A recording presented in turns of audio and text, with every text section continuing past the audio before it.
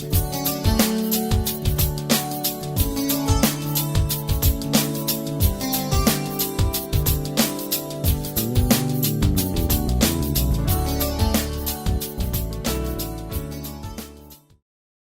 abençoados, vamos remir o tempo. Hoje estamos bem aqui, tranquilo. As finanças, esse é o tema de hoje, parte 2. Vamos dar uma lembrada, bem rápida, espero, naquele assunto que iniciou esse tema, né? E vamos seguir. Se vamos terminar hoje ou não, o Senhor sabe. Deus está no controle de todas as coisas. Diga comigo assim: meu Senhor, eu declaro a tua mente em mim, a mente de Cristo ativada em mim, para receber essa palavra em meu espírito. Amém. Isso é assim. Bem, nós começamos esse tema e seria bom a gente repetir isso aqui. Uma palavra profética, ou seja, chamar a existência para 2018, que nós já dizemos que é o melhor ano da nossa vida. Diga assim comigo, mas diga mesmo, diga crendo, diga: este ano cuidarei da minha mente com mais excelência, para que as palavras que saírem da minha boca sejam de vida e não de morte, de prosperidade e não escassez, e de saúde em lugar de enfermidade. Um aplauso ao nosso Deus. Lembre-se disso. Começando o ano, terceira reunião, uma confissão bem linda, já chamando a existência esse ano de 2018 na nossa vida, é o melhor ano, e essa é a glória que o Senhor preparou para nós. Nós estamos felizes com todo esse crescimento, todo esse mover que Deus está fazendo aqui no Ministério Reconciliados com Cristo. Tenho o privilégio de ter minha sogra aqui, né? Um aplauso para minha sogra Idalide. Que lindo isso. Eu sou um abençoado, um bendecido mesmo, porque eu tenho uma sogra que não me perturba. Todo mundo reclama da sogra, menos eu. Ela me ajuda. Essas coisas que me rodeiam, eu posso ver Deus em cada uma delas. Sabia disso? Eu posso ver Deus em você também. Porque eu sei quem sou eu. Você sabe quem você é? O dia que você descobrir quem é você, de verdade, você vai poder ver Deus ao teu redor em tudo. Até na dor nas costas. Que te impede, às vezes, de se mexer, né? Que tremendo. Bom, eu vou começar aqui fazendo uma pergunta a todos vocês. Eu não sei se já te fizeram essa pergunta, talvez não, penso que não.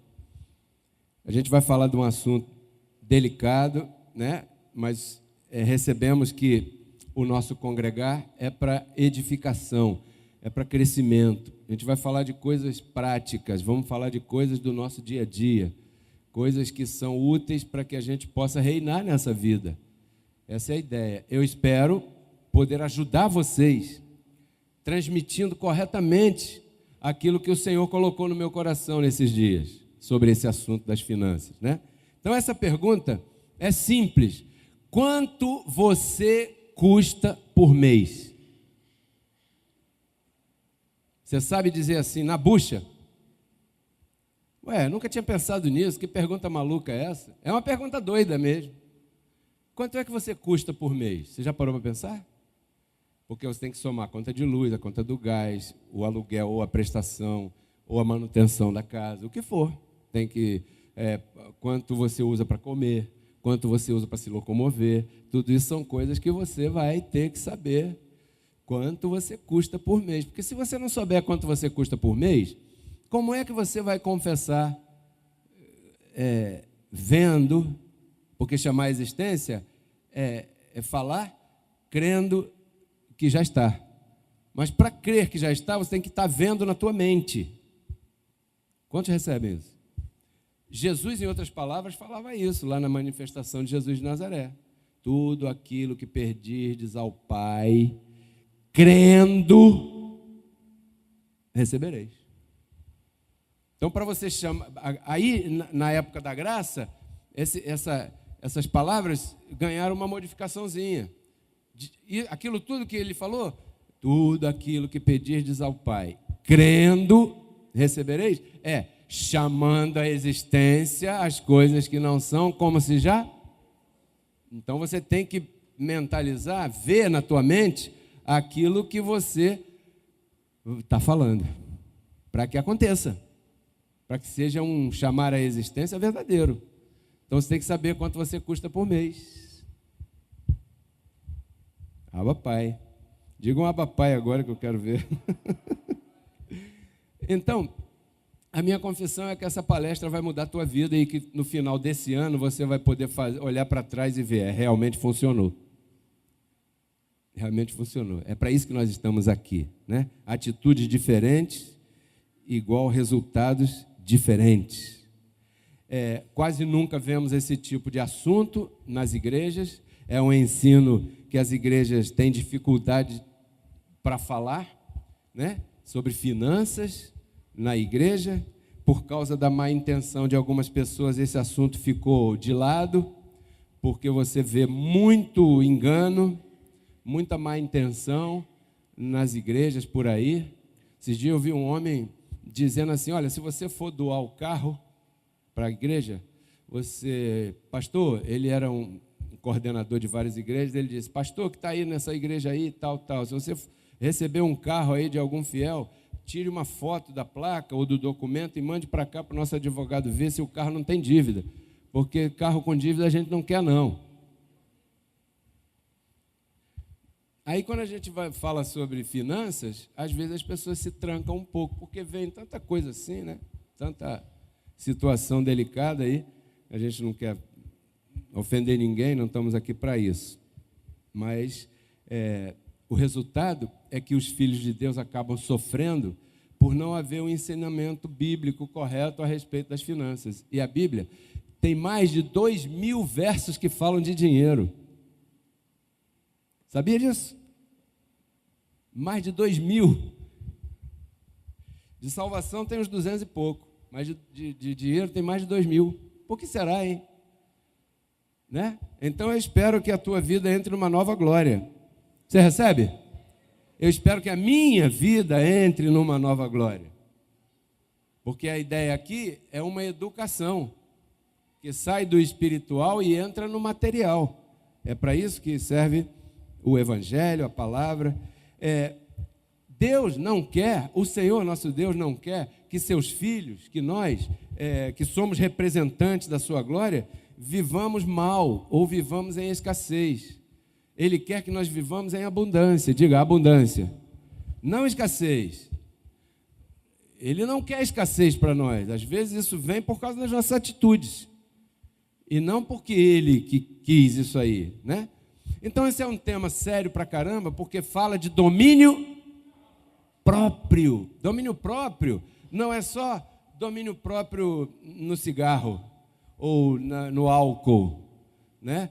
Domínio próprio na comida, domínio próprio na bebida e domínio próprio nas finanças. É difícil.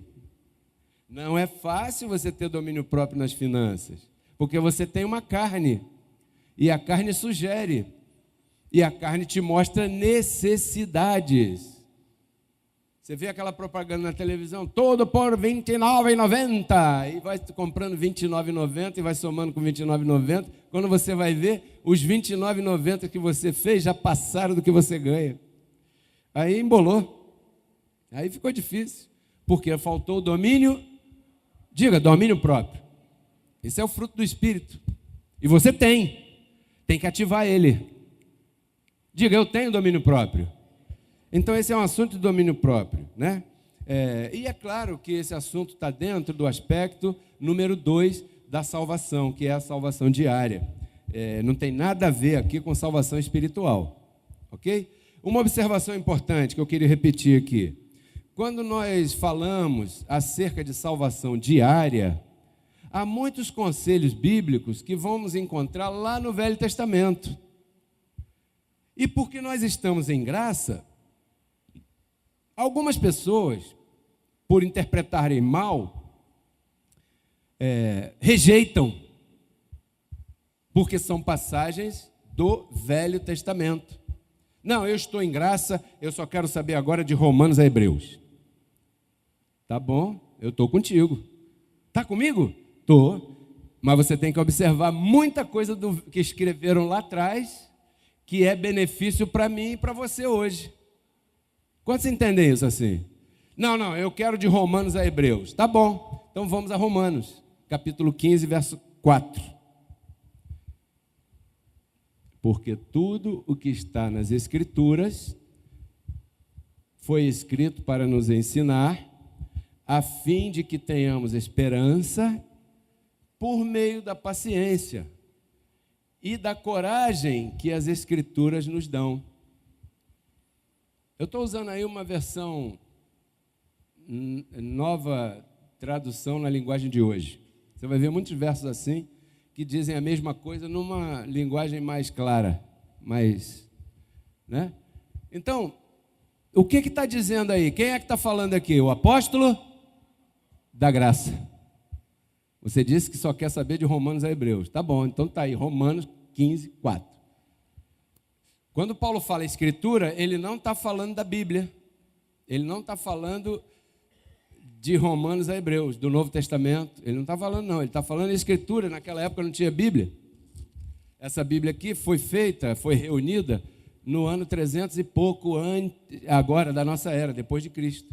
340, me parece, num concílio lá católico e tal, não importa. Mas nessa época do apóstolo Paulo não havia isso aqui reunido ainda. Então, quando ele cita as Escrituras, ele está falando do velho pacto, do que foi escrito lá atrás. Ok? Então, aqui o que ele diz? Olha, eu vou te convencer. Olha, foi escrito para nos ensinar. Ensinar em que aspecto? A fim de... Esse é o aspecto do ensino das Escrituras. A fim de que tenhamos esperança por meio da paciência. Por quê que ele diz isso? Porque quando você olha lá atrás, alguns exemplos bíblicos, você vê a mão de Deus atuando na vida daquele que é um filho predestinado, assim que nem você e eu.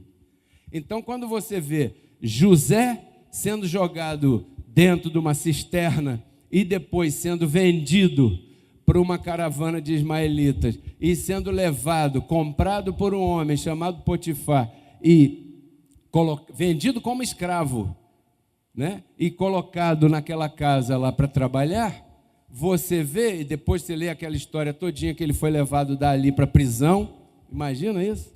E da prisão para ser governador do Egito, não é isso? Então você vê a mão forte de Deus na vida de um filho, no velho pacto. Isso não te dá alguma esperança, não? Dá ou não dá? Por quê? Porque o mesmo Espírito que habitava em José habita em você. A mesma predestinação que estava em cima dele está em cima de você. Quantos recebem isso? Então, pode acontecer na tua vida um alto e baixo, mas se você é um predestinado, você vai lá na frente, é mais que vencedor. Nunca vai te acontecer uma derrota assim. Aparentemente, você vai ver coisas que não vão te agradar. Imagina, os irmãos tramaram e jogaram ele numa cisterna e ficaram discutindo. Vamos vender? Não vamos matar. Não, melhor vender, melhor matar. Até que Judá ganhou, um dos irmãos ganhou a discussão e não, vamos vender. Aí venderam. Venderam. Que tremendo isso. Então, abençoado, o velho pacto não serve para nós para trazermos doutrina da lei de Moisés para cá. Mas é bonito a história aqui de José, a história de uma porção de gente lá atrás, que você deve conhecer. Homens fracos, assim como você e eu. Homens que mentiam porque tinham medo. o outro lá chegou num lugar, acho que foi Abraão, né? É que essa mulher bonita pra caramba, quem é? Não, não é minha irmã. Não falou que era esposa, porque tinha medo dos outros virem lá e tomarem ela para eles e tal. Então, homens com debilidades, com dificuldades, mas o Senhor sempre foi com eles. E da mesma maneira lá, da mesma maneira aqui. Então, é isso que o apóstolo Paulo está dizendo. Com determinados exemplos da Escritura, nós vamos ter esperança. Calma. Olha só, abençoado. Às vezes a gente quer uma coisa logo. Por exemplo, eu quero um local logo para a gente congregar. Apareceu um local ali, não surgiu o fiador. Estamos aguardando. Quanto tempo vai demorar? Um mês? Não sei. Um ano? Não sei. Não sei. Eu não sei nada. Eu sei que Deus está dirigindo tudo isso aqui. Você recebe? O José estava na cadeia, depois daquele assunto da mulher do Potifar, que ela queria pegar ele, e ele não quis, porque era um homem que temia ao Senhor. Ele podia ter deitado com ela, mas se ele fizesse isso, ele não ia para a cadeia. E o propósito de Deus estava em que ele fosse para a cadeia, porque ali na cadeia ele iria interpretar um sonho de um outro preso, e que aquela interpretação levaria ele lá para o faraó, para fazer aquilo também lá. O propósito de Deus nos leva em lugares que a gente não imagina. Então, quando ele interpretou o sonho do colega dele preso, o colega dele ganhou liberdade, ele falou assim: poxa, quando você sair, lembra de mim lá com o faraó. Aí a Bíblia diz que 3 dias depois aquele homem esqueceu do José, que José havia interpretado aquele sonho. Então, 1 ano depois, faraó sonhou com aquela história das vacas magras e das vacas gordas e tal, e ninguém pôde interpretar. Aí aquele homem que estava no cárcere com José estava lá próximo e disse: eu conheço um sujeito que vai interpretar esse sonho aí. 1 ano depois, imagina, 3 dias depois ele esqueceu de José, e José lá, pô, aquele meu colega vai interceder por mim lá e vai resolver minha situação. E passa 1 dia, 2 dias, 3 dias, 1 semana, 1 mês, 2 meses, 3 meses, 4 meses, 5 meses, 6 meses, 7 meses, 8 meses, 9 meses, 10 meses, 11 meses, 12 meses. 1 ano depois o homem lembra, porque Deus tem um propósito certinho com o tempo dele na vida de cada um de nós. Você recebe isso? Então, quando nós vemos esse poder de Deus nessas coisas, por exemplo, citei aqui um exemplo, né?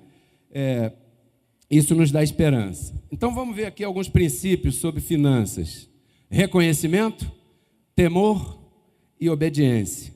Primeiro, Deus quer que você o reconheça em tudo. Tudo que você tem foi Ele que te deu, é Ele que permite que você tenha. Você, quando nasceu aqui em carne, você nasceu sem dente, careca e pelado. E hoje está aí de bonezinho, de camisa, de gravata, de vestido, de dente, de cabelo. Alguns não, mas já tiveram, não sei. Bom, Deus quer que você o reconheça em tudo. Tudo que você tem vem das mãos de Deus. O sono que você dorme de noite é Ele que te dá. A paz que você sente em teu interior é Ele que te dá. O trabalho que você desenvolve é Ele que te dá. A congregação que você participa é Ele que te permite te dar. Quantos dão glória a Deus aí por isso? Então Ele quer isso, primeira coisa. Segundo, temor. Temor significa respeito, porque Ele é teu melhor amigo, Ele é teu pai. Por temor a Deus, José não pegou aquela mulher lá do Potifar, que devia ser bonita, hein? Dizem por aí que mulher feia não tenta ninguém. Devia ser bonita. Pense nisso. Mas ele... Por quê? Por temor, por respeito. Não, como é que eu vou fazer isso? Então, temor. Temor mostra confiança. Melhor, respeito agora. Mostra confiança nos conselhos dados pelo pai. Ok? Obediência. Diga comigo, obediência. Então reconhecimento, temor e obediência. Essas 3 coisas assim. O sucesso na tua vida está baseado aí. Mesmo que às vezes aconteçam coisas que não pareçam. Mas lá na frente você vai ver que Deus sempre esteve no controle. da tua vida. Bem, então, o primeiro princípio, a fonte, Filipenses 4,19. Anote isso, veja na tua versão, você que trouxe Bíblia, e se você não trouxe, anote. E o meu Deus, diz o apóstolo Paulo, de acordo com as gloriosas riquezas que Ele tem para oferecer por meio de Jesus Cristo, lhes dará tudo o que vocês precisam. Eu quero crer que você precisa de alguma coisa, correto? Todos nós precisamos. Então, quem é a fonte para te dar? O meu Deus. Diga, o meu Deus. Sempre através de quem? Por meio de Jesus. Você lembra quando ele disse, eu sou o caminho? Quantos lembram disso? Lá naquela manifestação antes da cruz, Jesus falou o quê? Eu sou o caminho, a verdade e a vida. Ninguém vem ao Pai se não for por mim. Por que vem? Porque era o Pai, era Ele mesmo, naquela manifestação ali que chamaram de Filho, né? Então Ele é o caminho. Na graça, durante algum tempo, eu venho de um ministério que durante algum tempo a gente não ia através de Jesus Cristo. E houve falha, porque aqui é sempre por meio dele. Estais completos nele. Com uma só oferta, ele te aperfeiçoou para sempre. E vai por aí. Ele te abençoou com todas as bênçãos. Sempre ele, sempre tem que estar aí. Ele é o caminho. Se a gente tirar o caminho, fica perdido. Então a fonte é ele. Diga a ele. Agora vamos ver Provérbios 8, 20 e 21. Olha, eu guio pelo caminho da justiça e pelos passos da honestidade. Isso é a guiança de Deus, a forma dele nos guiar. Verso 21, diz assim, dando riqueza aos que me amam e enchendo as suas casas de tesouros. Quantos recebem essa palavra? Ah, que tremendo. É a mesma coisa de Filipenses 4,19, então? É a mesma coisa. Nas palavras de lá atrás, dos provérbios. A mesma coisa que está ali em Filipenses 4,19. 2 Coríntios 9,8. E Deus pode dar muito mais do que pode dar, hein? Às vezes Ele não dá. Pode ser que dê. Aí é que está o detalhe. E Deus pode dar muito mais do que vocês precisam, para que tenham sempre tudo o que necessitam, e ainda mais do que necessário, para fazer todo tipo de boas obras. Quantos recebem isso? Diga, eu recebo tudo de Deus aí. Então, esse é o primeiro princípio, a fonte. A fonte é o Senhor nosso Deus. Diga para quem está do teu lado, a fonte de toda prosperidade e abundância é o Senhor nosso Deus. Show. Isso é um reconhecimento que se deve dar a Deus. Deus se alegra disso. Segundo princípio, plantar. Diga, plantar. É importante doar. É importante você ajudar alguém. A tua vida deve ser como um rio. Um rio passa muita água por aqui, mas sai muita água dali, do outro lado. Passa. Um rio não acumula. Um rio é um canal. E a nossa vida deve ser um canal para aqueles que estão ao nosso redor, sempre que se possa. É importante, né? Então, plantar se divide em duas partes. Primeira parte, doar. Ok? Lucas 6,38. Veja o que diz. Deem aos outros, e Deus dará a vocês. Ele será generoso, e as bênçãos que Ele lhes dará serão tantas que vocês não poderão segurá-las em suas mãos. A mesma medida que vocês usarem para medir os outros, Deus usará para medir vocês. Sim? Olha, eu estou falando para pessoas sábias, ok? Ele será generoso e as bênçãos que Ele lhes dará. Então alguém pode dizer assim, alguém desavisado pode dizer assim, não, eu já sou abençoado. Com todas as bênçãos espirituais, aqui nós estamos falando de coisas materiais, Segundo aspecto da salvação, tá? Ó. E as bênçãos que ele lhes dará serão tantas que vocês não poderão administrá-las. Vocês vão ter que contratar diretores para suas empresas. Lá na tua serralheria, Pereira, não vai dar aquele espaço que você tem. Você vai ter que aumentar aquilo lá, porque o que vem aí é maior do que aquilo que você pensa ou pede.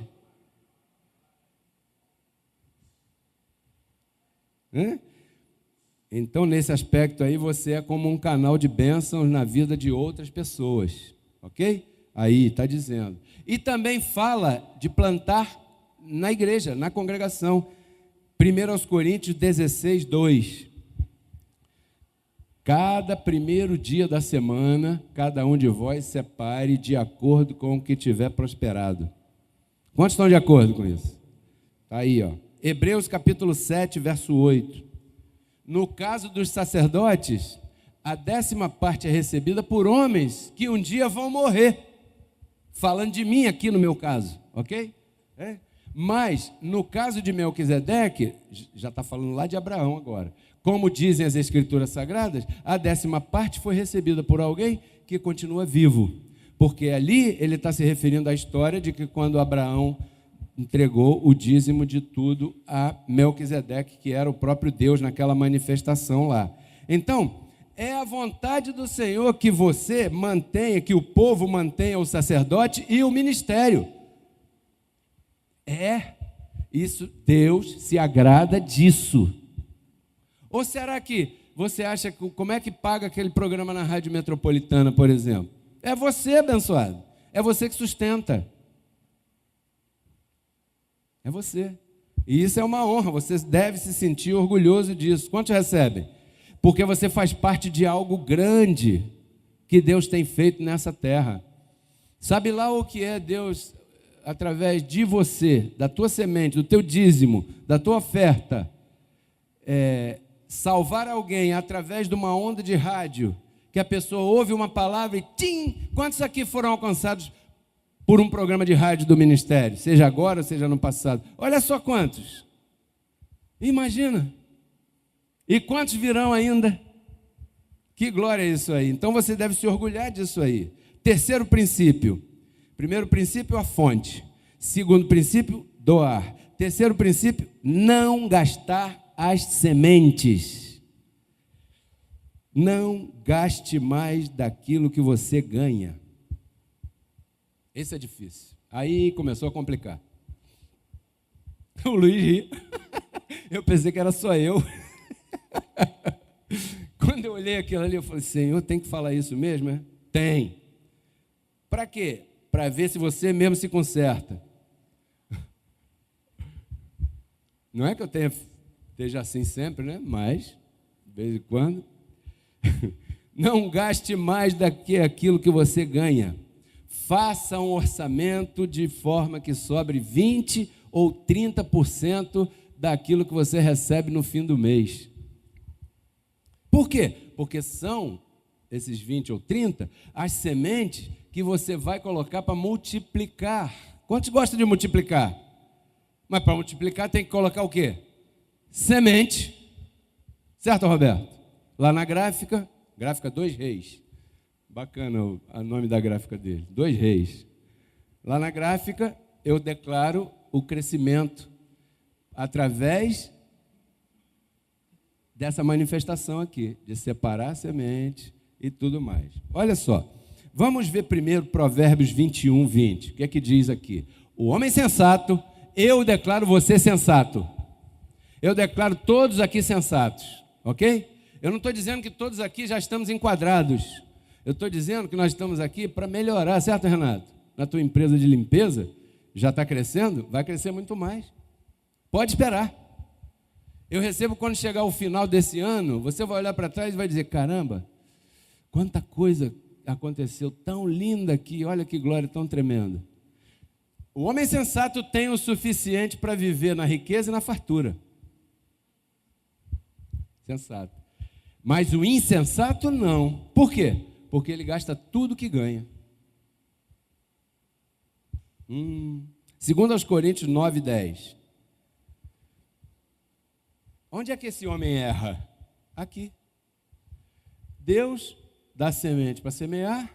Semente para quê? E pão para quê? O pão é para semear? E a semente é para comer? Não. Ele dá semente para semear e pão para comer. Também dará a vocês todas as sementes que vocês precisam. E Ele fará com que elas cresçam e deem uma grande colheita como resultado da generosidade de vocês. Na hora de plantar, claro. A generosidade se manifesta aí. Então, eu vou sugerir a você aqui uma coisa bem linda. Faça hoje mesmo um orçamento de forma que você gaste menos do que aquilo que você ganha. Eu perguntei no início da palestra, quanto você custa por mês? Não sei. Pois é, mas hoje eu vou te ajudar a saber. Espera aí.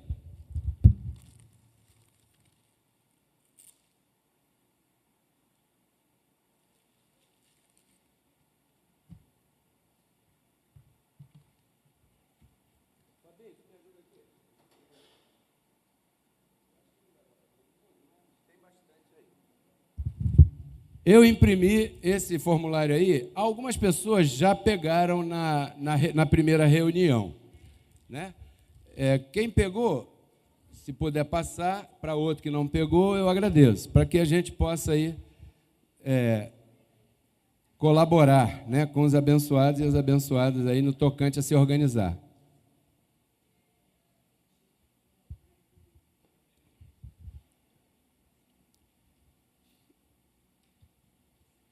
Então, abençoados, enquanto eles distribuem aí, rapidinho, gastar menos do que você ganha te coloca na posição de sensato. Vai te livrar de muitas dores de cabeça, pelos motivos óbvios, né? Não preciso dizer que o telefone ficar tocando para cobrar é chato pra caramba. Quantos aqui já receberam o telefonema do banco? E pouquinho assim, é? Eu pensei que tinha mais gente que recebia telefonema assim. Não? Quantos aqui recebem telefonema do banco ou já receberam?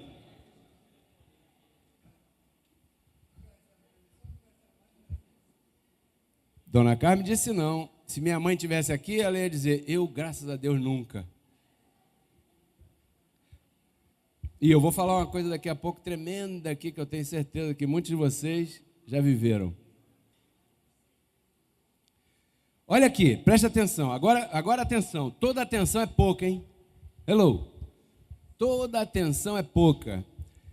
Faça, é um conselho meu. Isso é uma coisa de salvação diária. E eu me permito aqui, com toda a honestidade diante dos deuses, dar um conselho meu. Bom, faça hoje mesmo um orçamento de forma que você gaste menos do que ganha. Aqui, nessa folha, são 3 folhas, porque é tanta coisa. Isso aqui, a pessoa que vai casar tem que olhar isso aqui, hein? Ó, porque isso aqui vai fatalmente confrontar. Ok? Deve olhar isso aqui, com calma, com tranquilidade. Aqui tem, eu coloquei aqui as colunas, você está vendo aí. Moradia, aí vem aluguel, condomínio, prestação da casa, seguro da casa, diarista e outros. Transporte, prestação do carro, seguro do carro, estacionamento, tal. Saúde, plano de saúde, seguro-saúde. Educação, colégio, faculdade, curso. Impostos, aí vem IPTU, IPVA e não sei o quê. Aí, a moradia, mas agora a despesa variável. Aquelas são fixas. Variável, luz, água, telefone, celular, gás, TV a cabo, internet e vai por aí afora. Transporte, metrô, ônibus, combustível, pedágio, são despesas variáveis. Tem despesa fixa, que você é aquilo ali todo mês, e tem as variáveis, que você está chamado a ser sensato e procurar diminuir o valor. Mas como é que você vai fazer isso se você não sabe quanto foi que você pagou no mês passado, de luz, por exemplo? Então, aqui estão os meses, janeiro, fevereiro, março, abril, maio e junho. E você vai comparar. Então, vai fazer você apagar a luz, desligar a torneira, para sobrar mais dinheirinho, para você enquadrar o orçamento dentro da sensatez bíblica, que vai te dar paz, ok? Um exemplo, faça hoje mesmo o orçamento de forma que você gaste menos do que aquilo que você ganha. Se ganhar 1.000, diga 1.000, e gastar 700, quanto vai sobrar? 300. Você vai estar melhor do que aquele que ganha 20.000 e gasta 21. Quem é que está melhor, Valquídia? Quem ganha 1.000 e no final do mês sobra 200 ou 300? Ou o que ganha 20.000 e no final do mês sobra só cartinha, telefonema do banco e pessoa fugindo de todo mundo? Quem está melhor? O que ganha 1.000. Por isso é que muitas vezes a pessoa que ganha 5, 6, 7 mil se atrapalha e vai lá na casa da vovó. Pô, me empresta aí 1.000 que eu estou devendo. Mas a avó ganha só 1.000. Como é que ela consegue ter dinheiro guardado? Eu não sei se você aqui já passou por isso. De ter que pedir emprestado a uma pessoa que ganha menos. Rapaz, um negócio é bom, hein? A pessoa ganha menos que você e tem para te emprestar? Alguma coisa está errada, porque quando aquela pessoa lançar uma palavra de crítica porque você comprou 4 pares de tênis, você tem que enfiar a viola no saco e ficar calado e ouvir. E isso é chato pra caramba. Concorda comigo? Não, eu estou em graça. Não está representando bem.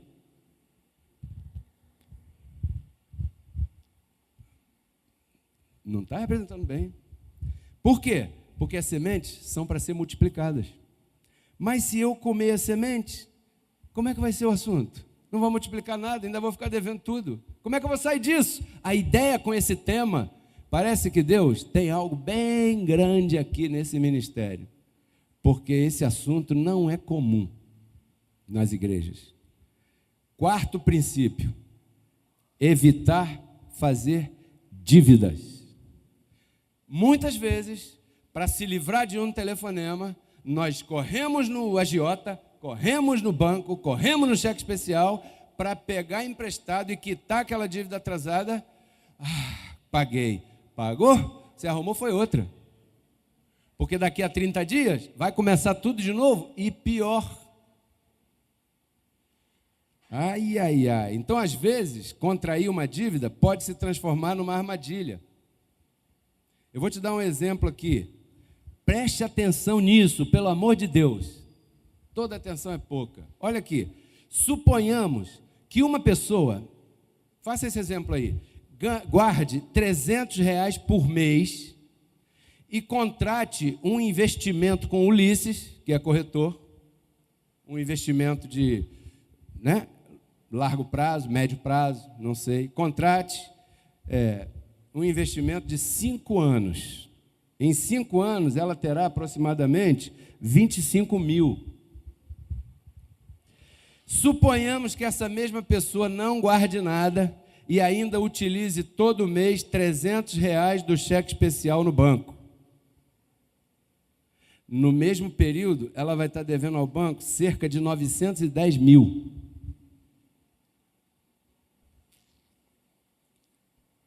Vai pagar essa dívida?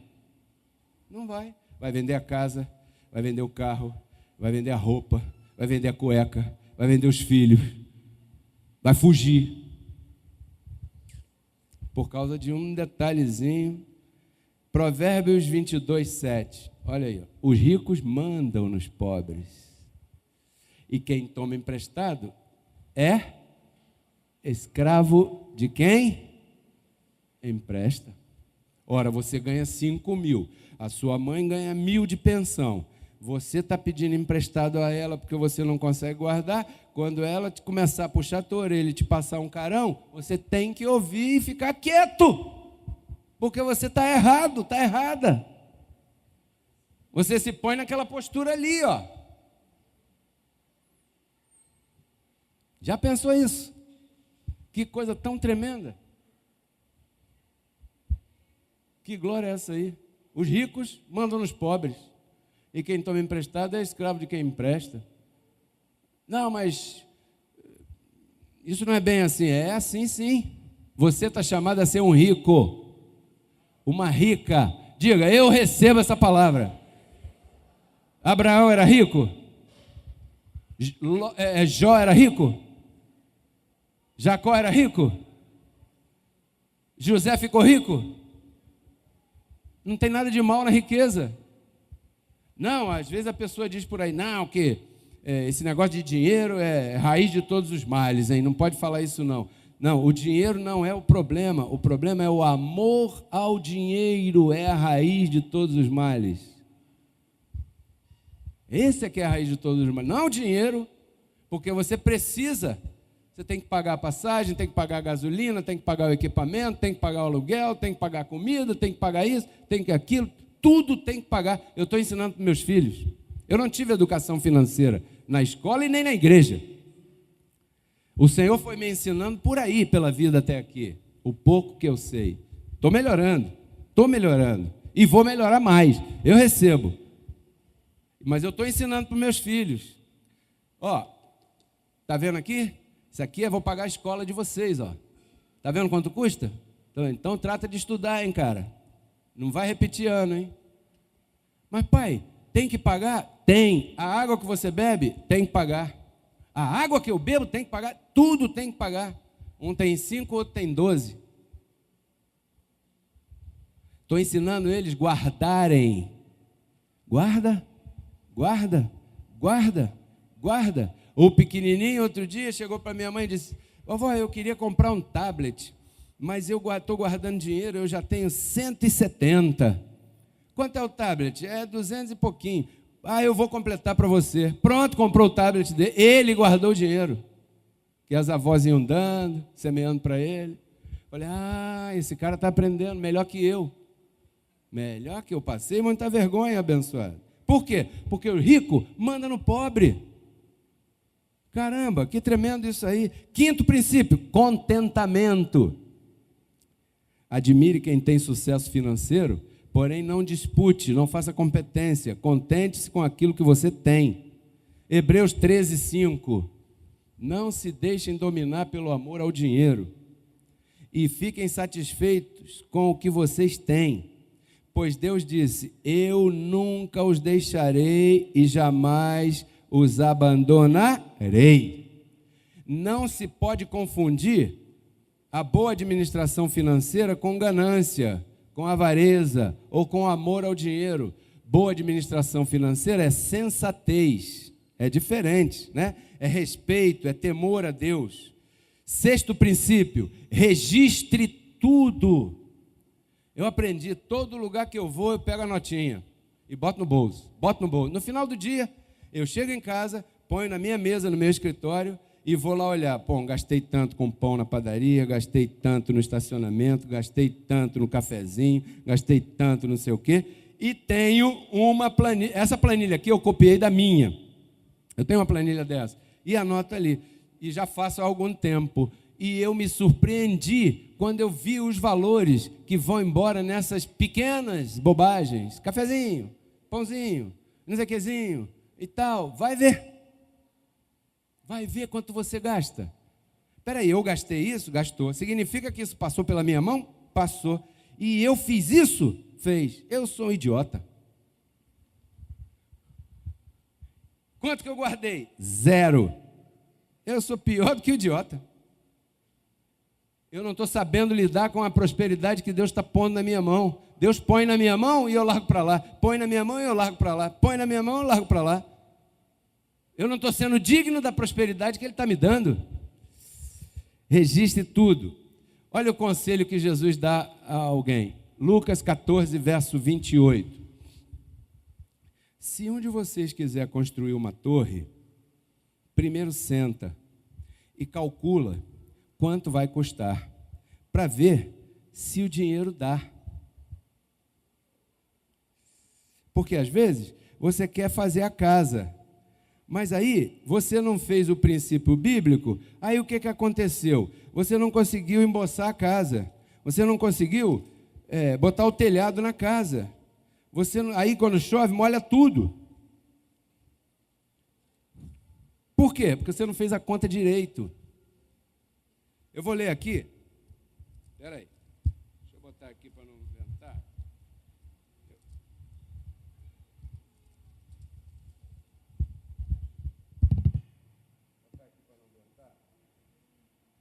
É interessante esse texto aqui.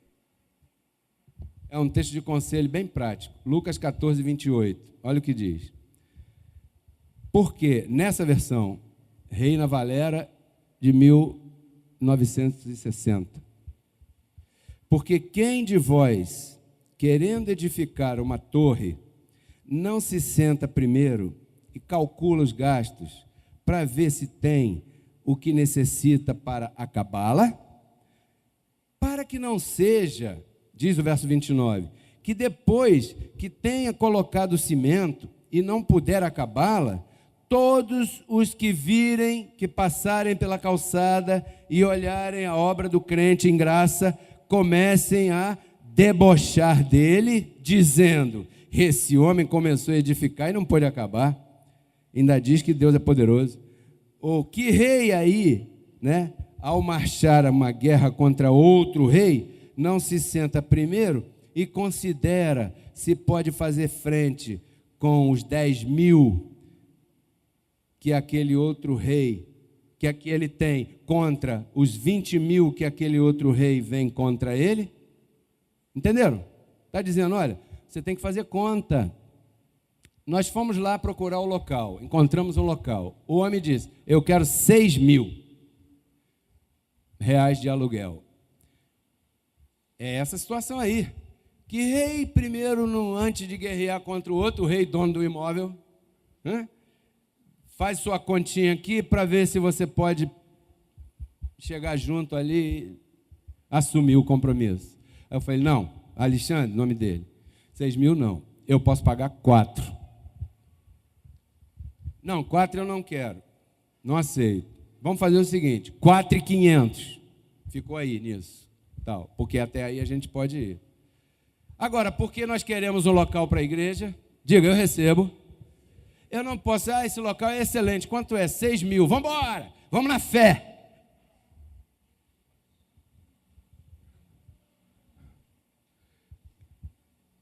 Tem hora que a gente vai dar um passo de fé, mas isso não é assim na doida.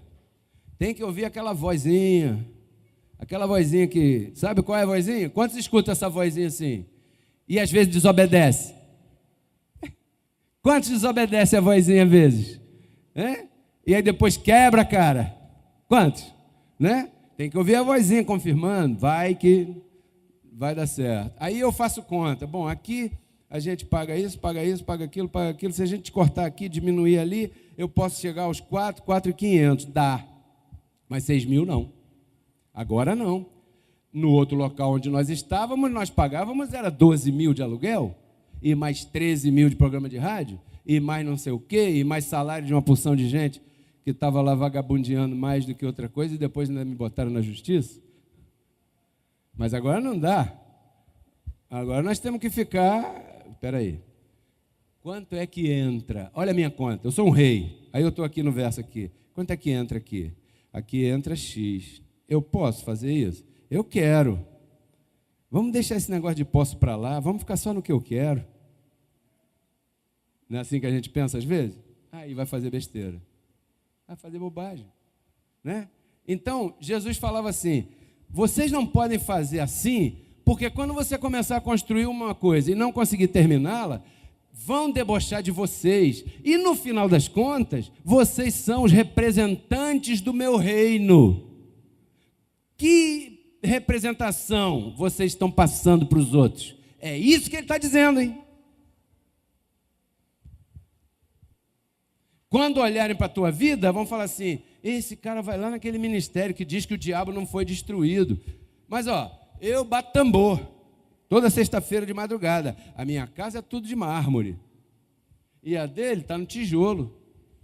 E ele está pedindo emprestado para o agiota, para o vizinho, porque eu venho de um bairro em que tudo se sabe. Nos bairros assim, esses bairros tradicionais, os vizinhos da rua, todos eles sabem de tudo.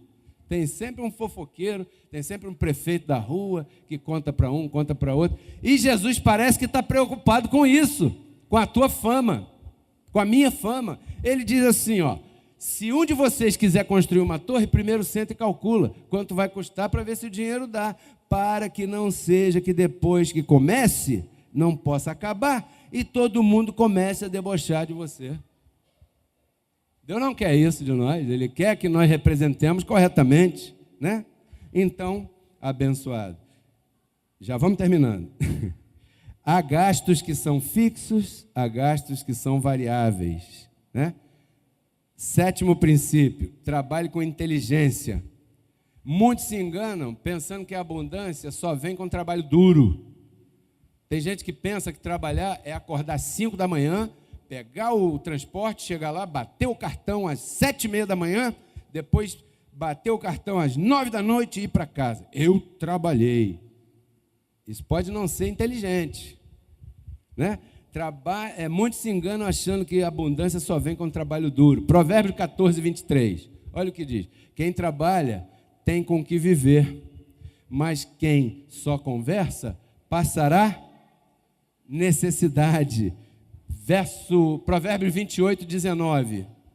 Quem cultiva a sua terra tem comida com fartura, mas quem gasta o tempo com coisas sem importância sempre será pobre. Então, a Bíblia nos ensina a trabalhar com inteligência, a cultivar o que você tem, semeando para que possa ser multiplicado. Você recebe essa palavra, abençoado? Vamos terminar aqui? Um aplauso ao Senhor. Eu declaro a tua vida entrando numa prosperidade diferente a partir de hoje.